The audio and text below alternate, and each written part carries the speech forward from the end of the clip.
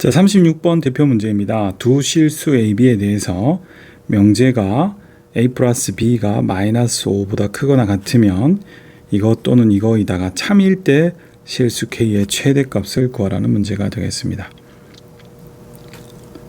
자, 이 문제는 이대로 판단이 쉽지가 않죠. 왜냐하면 이 앞부분이죠. 이 P를 우리가 사실을 구하는 게 그렇게 쉽지는 않아요.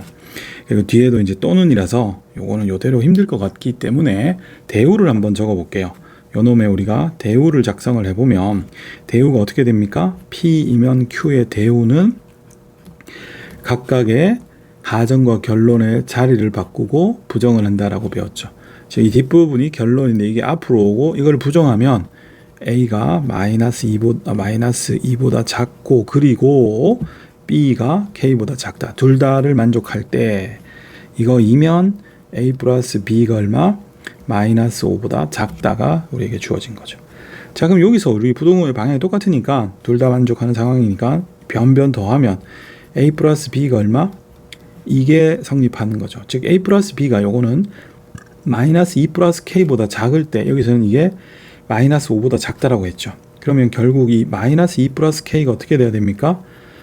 마이너스 5보다 작은 값이면 돼요. 지금 무슨 말이냐? 예를 들어 요 전체가 이쪽 전체죠. 이쪽 전체가 예를 들어 마이너스 7이면 그러니까 합이 마이너스 7보다 작다고 여기는 합이 마이너스 5보다 작다면은 이게 여기에 포함이 되죠. 따라서 요 놈의 값이 마이너스 5보다 작거나 같아야 돼요. 그러니까 K의 범위는 마이너스 3이 나오게 되니까 K의 최대값은 어떻게 됩니까? 마이너스 3이 됩니다. 자, 이런 논제들은 한번 곰곰이 생각을 좀 해보셔야 되는데 생각보다 수식적으로 어떤 풀이를 구체적으로 가져가는 것보다 논리적으로 생각하는 부분들이 조금 있으니까 한번 생각을 좀 깊게 가져가 보시고 마냥 그렇게 쉬운 문제는 아닙니다. 자, 다음은 39번 문제입니다. 세 조건이 모두 참일 때 다음 명제 중 반드시 참이라고 할 수 없는 것을 고르래요. 자, 일단 이게 참이면 P이면 Q가 참이고 R이면 not Q가 참이고 이게 참이니까 요놈의 대우를 적으면 어떻게 돼요? Q이면 not R이 참이죠. 자, 이렇게 대우를 적어본 이유는 요게 이게 연결이 되죠. 그럼 우리가 3단 논법이라고 하죠. 이거 이렇게 되니까 결론적으로 P이면 not R도 무조건 참입니다. 자, 이렇게 몇 가지를 적어 놓고 좀 더 이거를 우리가 시각적으로 잘 보려면은 벤 다이어그램도 나쁘지 않아요. 지금 보시면 요놈의 진리집합, 요놈의 진리집합, 이건 R의 여집합이죠. 그렇죠? 그럼 여기서 우리가 이게 이제 까다로우니까 Q가 R의 여집합에 포함이 된다라는 사실부터 먼저 보시면 요거 이제 우리가 수업 때 몇 번 나왔고 집합 때도 나왔지만 외우면 좋다고 했죠. 이게 벤 다이어그램을 그려서 찾아도 되는데 앞에 문제에도 그런 게 있었고 이것은 결국 Q하고 R이 뭡니까? 이렇게 서로 소다라는 걸 나타낸다고 했었죠. 그 다음에 P가 Q에 이건 너무 쉽잖아요. P가 Q에 들어간다는. 그럼 이 전체에 우리가 벤 다이어그램을 그려보면 Q가 이렇게 있고 이 안에 P가 있고 R은 그냥 이렇게 서로 뚝 떨어져 있는 요거를 잡아내는 게 사실 시각적으로는 가장 좋습니다. 그죠? 그래서 우리가 요거 잡아내야 되고 일단 요 대우를 통해서 연결해서 3단 논법적으로 요거 잡아내야 되겠고 요 관계를 벤 다이어그램을 그렸을 때 요렇게 된다는 거 잡아내 주시면 그냥 거의 다 풀립니다. 그럼 첫 번째, 이건 항상 참이죠. 이건 뭐 우리가 방금도 구했지만 3단 논법에서 노리고 있는 딱 그 결과라서 이건 무조건 참이 되겠습니다. 다음 Q가 R에 들어가. 이거 뭐 벤 다이어그램 그렸으니까 금방 보이죠. Q, 즉 집합 Q가 요놈의 진리 집합에 포함이 돼? 택도 없죠. 그래서 이거는 틀렸습니다. 그 다음에 Q가 그죠? Q가 이거죠, 그죠? 그 다음에 R의 여집합. 이것도 뭐 여기 있죠. 논제로서 연결해서 구했죠. 이놈의 대우에서 바로 나오는 거라 이건 참이겠고요. 그 다음에 여기서 우리 P이면 not R이라고 했으니까 요거에 우리가 대우가 흡사 요거랑 비슷할 것 같죠. 대우가 요게 앞으로 오고 부정, 요거는 부정 이렇게 되니까 이거 항상 참이죠. 그 다음에 이것도 마찬가지로 우리 P이면 Q가 참이라고 했으니까 여기서 대우를 취하면 not Q이면 not P도 항상 참이 됩니다. 따라서 이것도 항상 참. 따라서 항상 참이라고 할 수 없는 건 2번이고요. 자, 우리 이 문제는 이렇게 집합적인 걸 표현해 보는 거 추천드립니다. 자, 42번 문제입니다. 다음 두 명제가 모두 참일 때 항상 참인 명제를 고르시오 라는 거예요. 사과를 좋아하는 사람은 배를 좋아한다. 배를 좋아하는 사람은 수박을 좋아한다. 자, 이거를 이제 우리가 그냥 논리적으로 판단을 해도 되지만 이 문장은 살짝만 바꾸면 이런 말이에요. 사과를 좋아하는 사람이면 배를 좋아한다. 배를 좋아하는 사람이면 수박을 좋아한다. 이렇게 이면을 써서 바꿀 수 있어요. 그래서 우리가 여기서 P라는 조건을 어떤 사람이 사과를 좋아한다. 사과를 좋아한다. 라고 잡고 Q라는 명제를 배를 좋아한다. 로 잡고 그 다음에 R이라는 명제를 수박을 좋아한다로 잡으면 우리가 가가 뭐냐 하면 어떤 사람이 사과를 좋아하면 배를 좋아한다가 참이고 두 번째는 배를 좋아하면 배가 Q잖아. 수박을 좋아한다가 참이에요. 따라서 이거는 P이면 Q이고 Q이면 R이 되겠고 추가적으로 P이면 R도 항상 성립을 하겠죠. 그 다음에 이런 게 참이면 이것들의 대우, 즉 이거의 대우는 어떻게 돼요? not Q이면 not P. 말로 하면 배를 좋아하지 않으면 사과를 좋아하지 않는다 참이겠고요. 이런 식으로 각각의 우리가 대우들도 다 참이 된다는 것을 염두에 두고 이걸 이렇게 PQ로 고쳐봅시다. 사과를 좋아한다. 이게 P죠. 수박을 좋아하지 않는다. 이게 R의 C죠. 이거이면 이거 다 R의 C가 아니고 부정이니까 이렇게 써야겠죠. 이거는 그 어디에도 찾을 수 있지는 않아요. 그래서 항상 참이라고 얘기할 수는 없어요.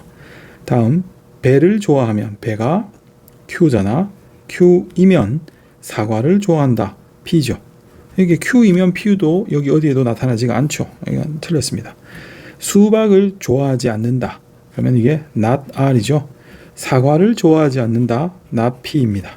따라서 not R이면 not P가 항상 성립하는가를 보면 우리 이게 항상 성립했고 요 놈의 대우는 어떻게 돼요? not R이면 not P가 항상 참이니까 여기 똑같죠. 따라서 항상 참인 것은 3번이 되겠고요. 다음 수박을 좋아한다. 수박이 R. 배를 좋아한다. Q. R이면 Q는 참인지 아닌지 모르죠. 여기서는 우리가 Q이면 R이 참이 됐으니까 이것도 역시나 알 수가 없어요. 이건 역인데 이 원래 명제가 참이라고 해서 역이 참이지 않죠. 관계가 없다고 그랬어요. 배를 좋아하지 않는 사람. 배를 좋아하지 않는 사람 not Q죠. 수박을 좋아하지 않는다. not R. 이게 참이냐라고 물었죠. 근데 우리가 여기서 참인 거는 Q이면 R이 참이고 이게 참이니까 이거의 대우로 not R이면 not Q는 참인데 not Q이면 not R은 참인지 아닌지 알 수가 없죠. 따라서 이 둘 다 아닙니다. 그래서 정답은 3번이 되겠어요.